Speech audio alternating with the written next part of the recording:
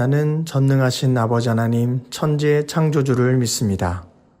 나는 그의 유일하신 아들 우리 주 예수 그리스도를 믿습니다. 그는 성령으로 잉태되어 동정녀 마리아에게서 나시고 본디오 빌라도에게 고난을 받아 십자가에 못 박혀 죽으시고 장사된 지 사흘 만에 죽은 자 가운데서 다시 살아나셨으며 하늘에 오르시어 전능하신 아버지 하나님 우편에 앉아 계시다가 거기로부터 살아있는 자와 죽은 자를 심판하러 오십니다. 나는 성령을 믿으며 거룩한 공교회와 성도의 교제와 죄를 용서받는 것과 몸의 부활과 영생을 믿습니다. 아멘.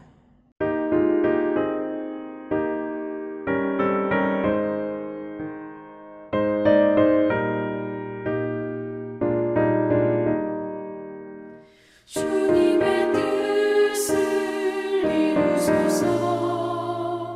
고요한 중에 기다리니 지능과 같은 날 빚으소.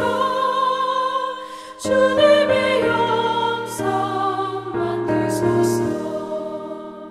주님의 뜻을 이루소서. 주님 발 앞에 엎드리니 나의 맘속을 살피시사 눈보다 이게 하옵소서.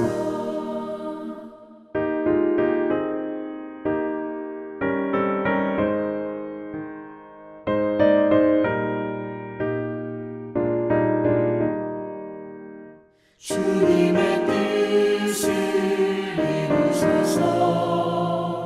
병들어 몸이 피곤할 때 권능의 손을 내게 펴서 강건케 하여 주옵소서. 주님의 뜻을 이루소서. 온전히 나를 주장하사 주님과 함께 동행함을 만민이 알게 하옵소서.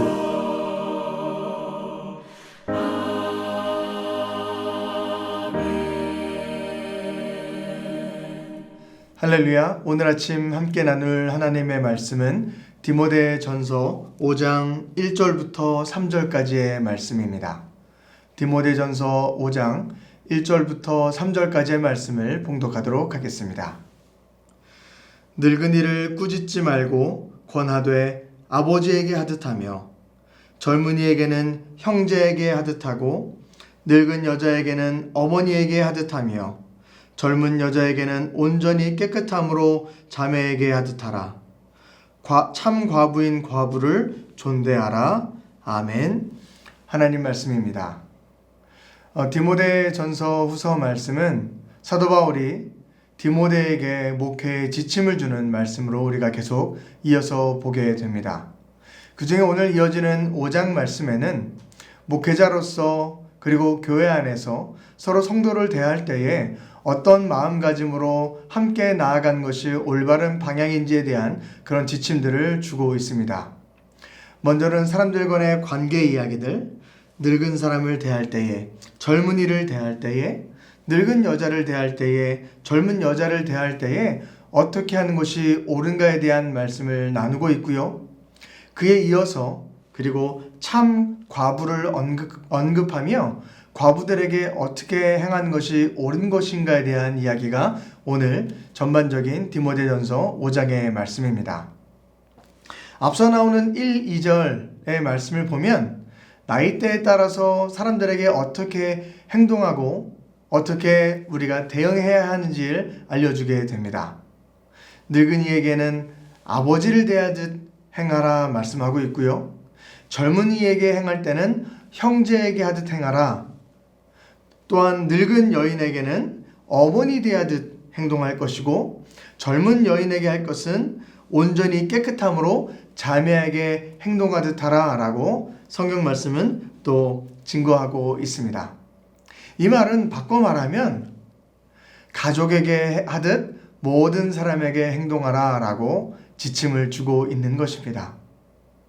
교회 안에서 사람들을 대할 때에 나이가 많고 적음, 그리고 여자와 남자, 어떤 직종과 구별에 상관없이 가족과 같이 그 사람들을 대하라고 사도 바울은 권면하고 있습니다. 사실 교회 공동체 안에는요, 굉장히 다양한 사람들이 모여 있게 됩니다. 남녀노소 불문하고 출신도 각각 다 다르고요. 특정 직종이 모이는 것도 아니지 않습니까? 다양한 직종의 사람들이 모여 있게 됩니다. 그러다 보니까 다양한 색깔들과 다양한 생각들, 또 다양한 모습들이 공존하게 되는 것이 바로 이 교회 공동체라는 것입니다. 하지만 정말로 다양한 이 사람들이 모여 있지만 분명한 한 가지 공통 분모가 있습니다. 바로 그것은 예수 그리스도를 영접하여서 예수 그리스도의 보혈 안에서 한 가정으로 우리가 살아가고 있다라는 그 공통 분모가 동일하다라는 것입니다. 그랬기에 출신도 다를 수 있고 나이도 다를 수 있고 직종도 다를 수 있고 모든 것이 다 다를 수 있지만 단 한 가지, 주님의 가족이라는 그 보혈의 피 안에서 한 피를 나누었다는 생명의 능력이 있다는 그 공통 분모 안에서 우리가 한 가족임을 늘 기억하고 나아가야 될 줄로 믿습니다. 그렇기에 사도 바울은 디모데에게 이야기합니다. 어떤 사람을 대하든지 간에 관계없이 너의 가족처럼 따뜻하게 대하고 서로 존경하고 우애 깊은 말을 하고 서로 귀한 말들을 증거하는 그런 관계를 가져라 라는 지침을 주게 되었습니다. 우리가 병원에 갔을 때도 의사분들께서 이런 이야기를 할 때가 있습니다. 지금 환자의 상황이 이렇고 이런 상황이기에 수술이 권유됩니다. 그리고 또 어떤 처방을 해야 될 것 같습니다. 라고 이야기합니다. 하지만 모든 선택은 환자분이 하십시오 라고 이야기하게 됩니다. 그때 사실 환자도 전문의도 아니기 때문에 어떻게 선택하는 것이 옳을지, 어떻게 선택하는 것이 좋은 방향일지 고민이 될 때가 있지 않습니까? 그때 우리는 흔히 의사분에게 이렇게 이야기합니다. 의사로서 말씀하시는 거 말고 만약 당신의 어머니였다면, 만약 당신이라면, 당신의 가족이 이런 상황이었다면 당신은 어떤 선택을 하겠습니까? 라고 물을 때가 있습니다. 그럴 때 의사분은 또 이렇게 대답합니다. 의사로서는 이렇게 선택의 길이 있다는 것을 말씀드릴 수 있겠지만 만약에 나의 가족이었다면, 나의 이야기였다면, 나의 어머니나 아버지의 상황이었다면 저 같은 경우엔 이렇게 선택할 것 같습니다라는 자신의 의견을 주실 때도 있다라는 것입니다. 사도 바울이 이야기하는 것이 바로 그것입니다. 사람들을 대할 때에 바로 나의 가족처럼 나의 상황이라면 내가 어떻게 저 사람에게 행동했을까? 내 가족 중에 안에 그런 상황이 있는 사람이 있다면 나는 그 사람들에게 어떻게 대응하고 함께 나아갔을까? 그것을 생각하며 교회 안에서 행동할 것을 이야기하고 있는 것입니다. 로마서 12장을 보면 여러 가지 은사의 이야기를 하며 사도 바울은 또 이렇게 이야기합니다. 로마서 12장 10절 말씀인데요. 형제를 사랑하여 서로 우애하고 존경하기를 서로 먼저 하라라고 이야기하고 있습니다. 서로 사랑하는 것, 우애 있게 지내는 것, 그것뿐만 아니라 서로 존경을 하되 서로 먼저 하라라고 전하고 있습니다. 내가 존경을 받았기에 다른 사람을 존경해 주는 것이 아니라요.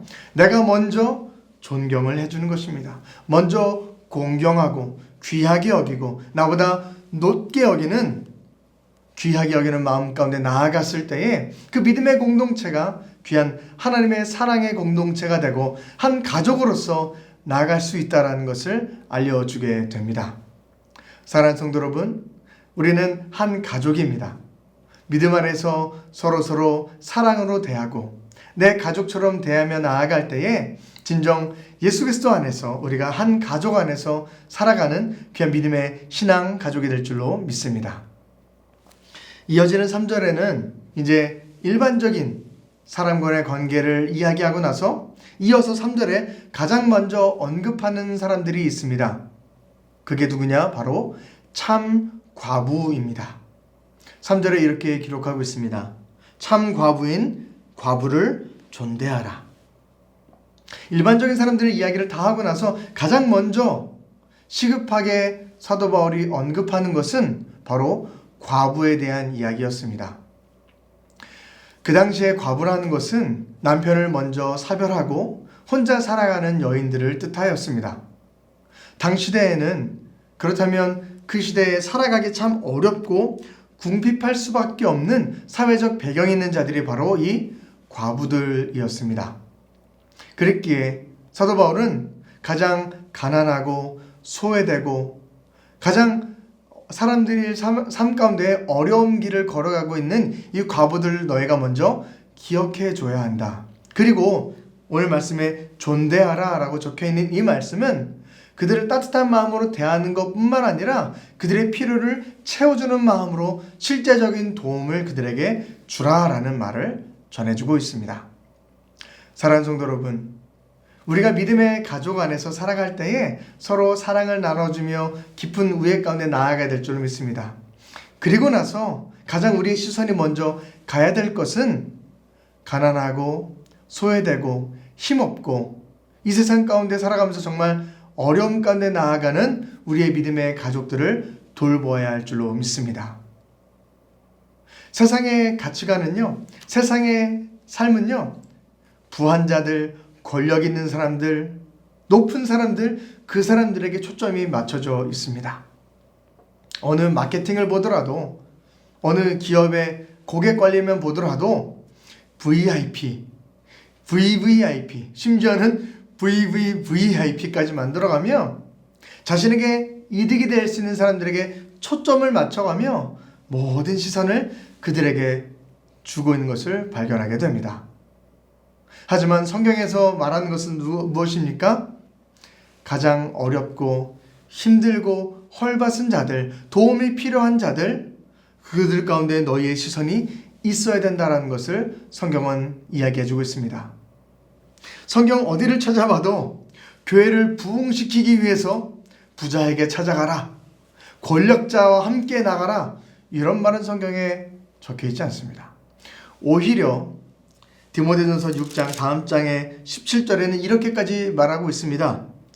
너가 이 세대에 부한 자들에게 명하여 마음을 높이지 말고 정함이 없는 재물에 소망을 두지 말고 오직 우리에게 모든 것을 후히 주사 누리게 하시는 하나님께 마음을 두라고 그들을 권면하라 라는 말씀까지 성경은 이야기하고 있다라는 것입니다. 성경은 철저히 헐벗고 어려운 자들에게 시선이 맞춰져 있습니다. 예수님도 이 땅에 오셔서 누구를 찾아가셨습니까? 고아와 과부들, 그 사람들을 찾아가서 그들을 안아주시고 보살펴 주시고 그들 가운데 하나님의 사랑의 마음들을 나누어 주신 것을 보게 되지 않습니까? 출애굽기를 읽다 보면 이스라엘 백성들 가운데 이런 말이 나오게 됩니다. 그들도 출애굽하여서 광야에 살고 있었습니다. 하지만 그 광야 생활, 본인들도 힘든 생활이었지만 그 가운데 있었던 또 더 힘든 거류민들이 있었습니다. 그 거류민들에게, 또 그 거류민들의 자녀들에게 너희가 사랑을 베풀라라고 성경은 말하고 있습니다. 너희도 과거에 애굽에 있었을 때에 너희도 그 땅의 거류민이었다. 너희도 힘들고 어려운 자들이었다. 그때를 생각하며 너희도 지금 너희 안에 있는 어려운 자들, 힘든 자들을 돌봐주는 마음을 가지고 살아가라라고 성경은 기록하고 있습니다.